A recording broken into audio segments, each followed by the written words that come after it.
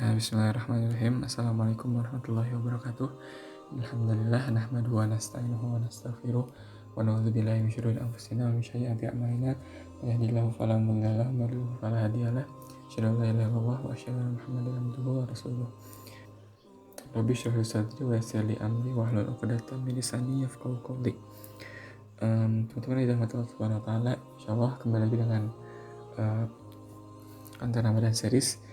Pada kesempatan kali ini aku ingin share kembali, ingin berbagi mengenai perihal tentang introducing gitu ya.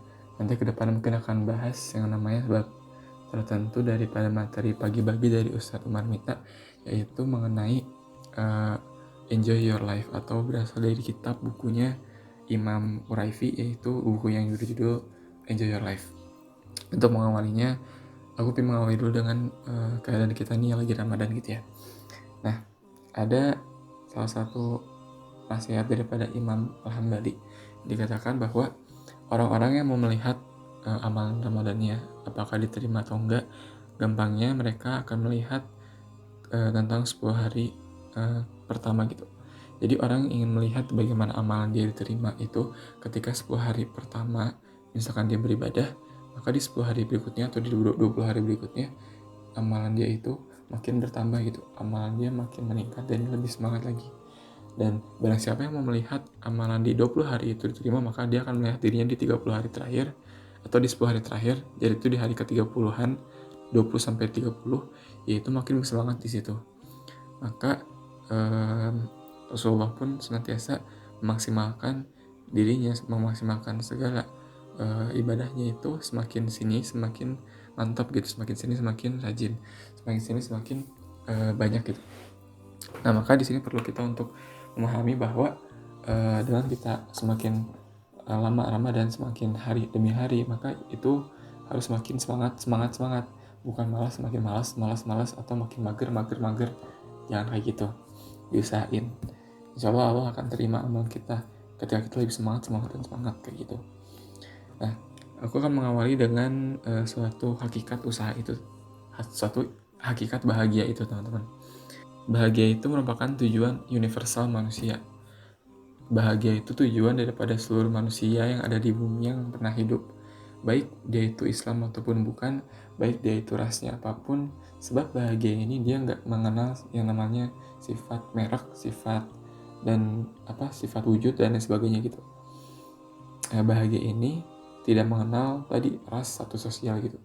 Baik orang kaya, orang miskin, mereka mau bahagia. Baik orang yang pintar maupun yang bodoh, mereka ingin bahagia. Baik orang yang berpendidikan tinggi atau tidak, mereka ingin bahagia. Nah, pada dasarnya ada perbedaan dulu nih antara bahagia dan kepuasan. Sebelum kita mengenal bahagia, kita harus mengenal dulu lawannya, yaitu kepuasan. Jangan sampai ketika kita ingin mencari kebahagiaan, ternyata kita malah terjerumus yang namanya kepuasan. Nah, apa itu kepuasan, teman-teman? Kepuasan itu ada 4 sifat. Ya, ada 4 sifat yang mendasari yang namanya kepuasan. Yang pertama adalah puas itu tidak peduli halal atau haram. Jadi, kepuasan itu dapat diperoleh oleh setiap manusia, baik melalui jalan yang halal ataupun jalan yang haram. Menurut teman-teman, pacaran itu puas gak sih? Puas ya, tapi menggunakan jalan yang haram. Atau apalagi minum alkohol itu puas gak sih? Puas, tapi jalan yang haram gitu ya. Jadi gak peduli apakah itu halal atau haram, yang jelas yang penting mah puas gitu ya. Terus yang kedua, tidak peduli empati, tidak peduli dengan orang lain. Jadi sifat kepuasan itu ketika kita mendapatinya, kita mengabaikan orang-orang di sekitar kita. Misalkan kita mendapatkan suatu kekayaan, kita mengabaikan di sisi ada orang-orang yang mungkin dalam tanda kutip miskin dan tidak memiliki banyak harta seperti kita gitu. Dan kita memperoleh harta itu dengan cara yang gak benar. Tadi kan tidak mempedulikan hal dan haram, sehingga kita merugikan orang lain. Jadi dengan kita merasa kepuasan tuh membuat kita menjadi tidak empati ke orang lain. Jadi contoh yang keduanya itu tidak peduli empati. Lalu yang ketiga, tidak perlu usaha. Gak perlu usaha, gak perlu kepintaran, gak perlu kecerdasan untuk mendapati kepuasan. Dengan kita berbuat licik aja, atau dengan kita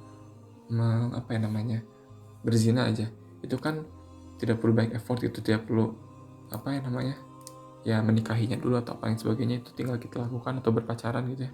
Itu adalah hal yang hanya mencari kepuasan. Dan yang terakhir, muara kepuasan itu hanyalah kesempitan hidup. Jadi teman-teman lo pahami betul bahwa ternyata puas itu gak identik dengan kebahagiaan, justru jauh banget itu, maksudnya berlawanan banget itu. Dan berapa banyak orang yang puas di dunia ini, yang orang itu yang puas ya, tapi mereka itu depresi dan frustasi akhirnya. Kita tahu di negara-negara atas kayak Korea, Jepang dan lain sebagainya kayak gitu, banyak banget kasus bunuh diri. Apa yang menandasi mereka kasus bunuh diri itu kalau bukan mereka itu puas dengan kehidupan dunianya, tapi mereka mengalami depresi dan juga frustasi sehingga mereka bunuh diri di situ. Nah, contoh lainnya misalnya kayak kalau kita mencari kepuasan itu kan gak ada usaha sama sekali. Dengan kita mencari kepuasan itu kita nggak perlu namanya ketakwaan, kita nggak perlu gitu kasarnya mah beriman kepada Allah kalau kita cuma ingin mencari kepuasan. Dengan kita, bahkan orang non muslim pun gampang banget untuk mencari kepuasan, baik berupa harta, jabatan dan lain sebagainya. Nah, contoh misalkan kalau teman-teman melihat orang yang lagi mabok atau lagi ngerokok, kalau teman-teman bertanya ke mereka, pada saat itu juga mereka pasti ngomongnya, kami bahagia kok dengan alkohol ini, kami bahagia kok dengan rokok ini. Kenapa? Karena mereka mendapati yang menurut mereka itu hal yang puas gitu, hal yang bahagia. Dan di sini itu adalah hal yang keliru karena puas itu bukan bahagia, tapi ketika kita udah merasa puas, kita seolah-olah merasa bahagia yang sementara. Nah, kalau alkohol ngasih bahagia, seharusnya Allah itu menakdirkan untuk memerintahkan manusia untuk meminum alkohol sebelum sholat misal. Atau kalau misalkan rokok itu hal yang membuat kita bahagia, maka seharusnya Allah memerintahkan kita, atau enggak Allah menghalalkan hal itu bagi kita. Tapi nyatanya gimana? Allah mengharamkan hal-hal yang memperburuk tubuh kita. Nah, maka dari itu kita mungkin akan melihat nih yang namanya pola yang namanya kebahagiaan dan kepuasan. Teman-teman pernah lihat gak kalau di event-event hijrah gitu ada artis-artis hijrah? Artis-artis hijrah itu mereka datang dari kebahagiaan, bukan dari kepuasan. Atau tokoh-tokoh hijrah, mereka itu datang dari kebahagiaan bukan kepuasan. Kenapa kayak gitu? Karena kalau misalkan yang namanya kebahagiaan itu berasal daripada kepuasan, gak bakal ada mereka. Mereka mengenal Islam dan mereka bahagia, maka mereka berhijrah. Dan mereka bahagia gitu. Dan nanti mereka pasti puas. Dan kalau kita udah puasnya di awal, kita gak bakal bahagia insya Allah. Gak bakal mungkin bahagia. Karena bahagia itu pasti puas. Tapi kalau kita puas itu gak akan bahagia. Oke. Nah, maka kita harus pahami betul bahwa kita nih sebagai orang yang beriman, kita tuh bukan pemburu kepuasan, tapi kita adalah pemburu kebahagiaan. Dan dimana kalau kita ingin mengetahui bagaimana kriteria bahagia itu ya tadi, berarti kita memperhatikan halal haram. Ini haram atau halal? Kalau haram jauhin, kalau halal berarti kita lakuin atau kita dapetin, maka kita insya Allah akan bahagia. Terus yang kedua, kita peduli empati gak sih? Kalau misalkan peduli dengan empati dan melakukan hal ini, atau diri kita menjadi empati, maka insya Allah itu akan menjadi kebahagiaan. Atau yang ketiga, misalnya kita perlu usaha untuk bahagia. Perlu usaha, baik itu ketakwaan, amal ibadah, dan lain sebagainya. Banyak banget usaha kita untuk mencapai kebahagiaan. Atau keempat, misalkan bahagia itu muaranya bukan kesempitan. Tapi dengan kita bahagia, insya Allah hati kita akan lapang. Kita akan menikmati kehidupan yang baik gitu. Nah, ada satu ayat yang belum benar-benar bisa teman-teman pakai banget untuk memahami konsep kebahagiaan itu, yaitu pada Quran surat An-Nahl ayat ke-97. Yang artinya, barang siapa mengerjakan kebajikan, baik laki-laki yang maupun perempuan dalam keadaan beriman, maka pasti akan kami berikan kepadanya kehidupan yang baik, dan akan kami berikan balasan dengan pahala yang lebih baik dan apa yang telah mereka kerjakan. Pada ayat itu kita memperhatikan ada yang namanya amila solehan, yaitu amal soleh. Dan di akhirnya itu diberikan kehidupan yang baik, atau hayatan thayyibah. Jadi hayatan thayyibah itu kehidupan yang baik.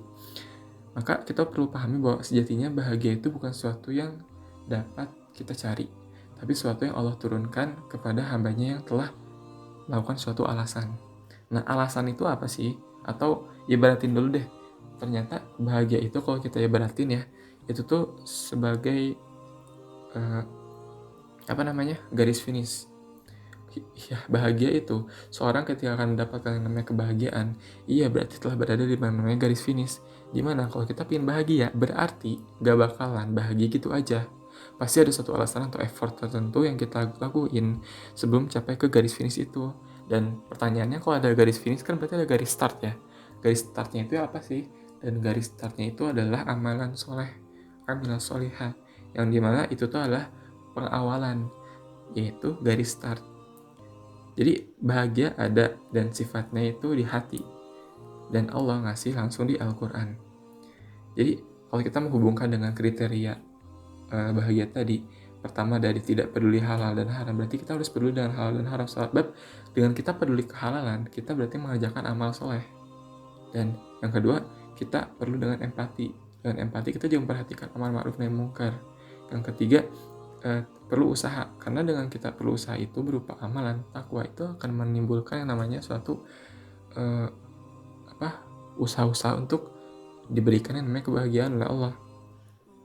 Dan pada akhirnya dengan amalan-amalan itu yang ikhlas, tentunya kita akan Allah berikan yang namanya kelapangan hati dan keluasan hati gitu.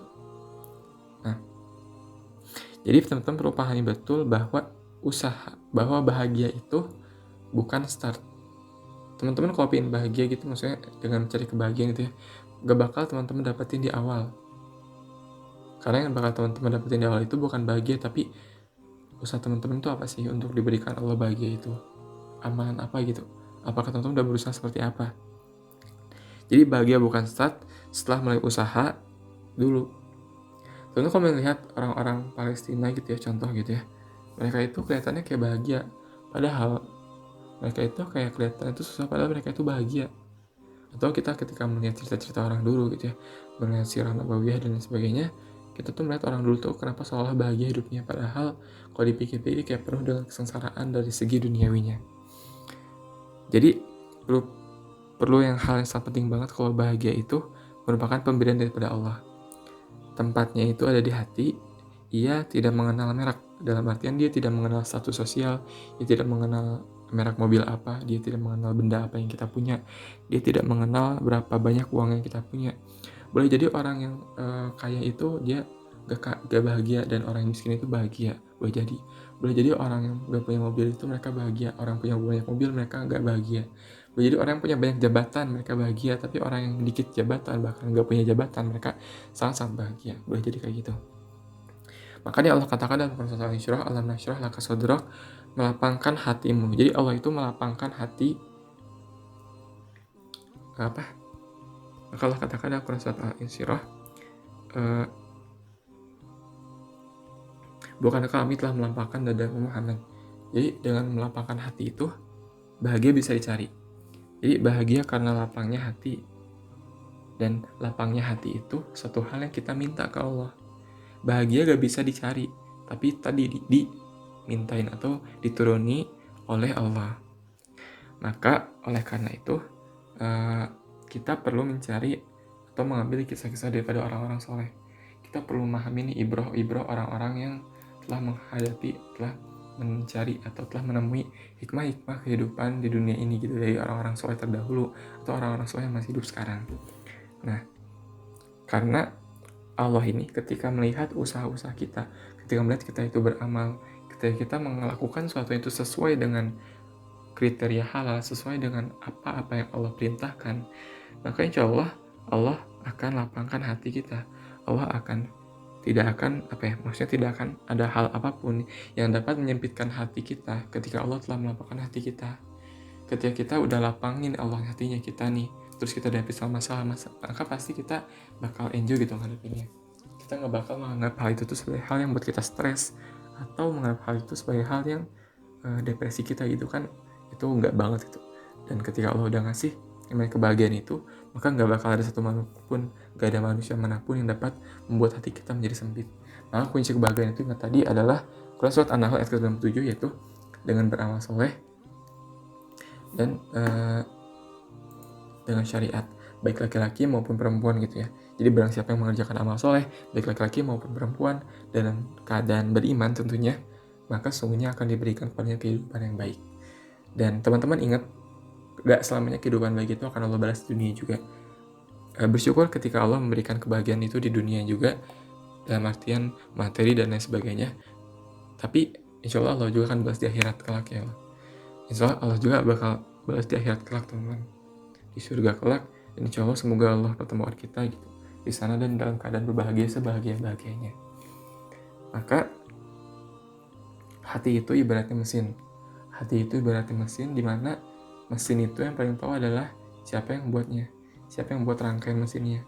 Kita ini bukan pembuatnya, tapi Allah pembuat hati. Allah zat yang membuat hati kita. Bahkan Allah adalah zat yang mudah untuk membuat kebaikan hati kita. Sometimes kita merasa cenderung ke orang lain, tapi beberapa hari kemudian kita nggak cenderung ke orang itu. Sometimes kita merasa suka ke orang lain, tapi beberapa hari kemudian kita nggak dibuat Allah suka sama orang itu. Jadi itu adalah bentuk pembolak-balikan Allah. Jadi Allah yang paling tahu tentang hati kita, bukan kita yang paling tahu. Maka cara biar kita tahu kalau hati ini biar bisa benar, biar bisa lapang adalah dengan mematuhi apa-apa yang Allah mau, mematuhi apa-apa yang Allah dan Rasulnya ajarkan. Dengan begitu insya Allah kita akan perbaiki hati secara terus-menerus, secara perlahan demi perlahan. Dengan begitu kita akan mendapati yang namanya, dan Allah akan menurunkan yang namanya kebahagiaan itu. Terakhir, orang-orang beriman, sekali lagi, mereka bukanlah pengejar yang namanya kepuasan, tapi mereka adalah pengejar yang namanya kebahagiaan. Oke, sekian untuk prolognya. Insya Allah akan dibahas kembali mengenai Enjoy Your Life ini ke video-video kedepannya. Insya Allah ini juga akan di-upload di YouTube. Dan semoga teman-teman mendapatkan manfaat di video ini. Semangat terus untuk ibadah Ramadannya. Semoga Allah terima amal kita. Rabbana taqabbal minna innaka antas samiul alim wa tub alaina innaka antat tawwabur rahim. Subhanaka rabbika rabbil izzati amma yasifun wa salamun alal mursalin walhamdulillahi rabbil alamin. Wabillahi taufiq wal hidayah. Wassalamualaikum warahmatullahi wabarakatuh.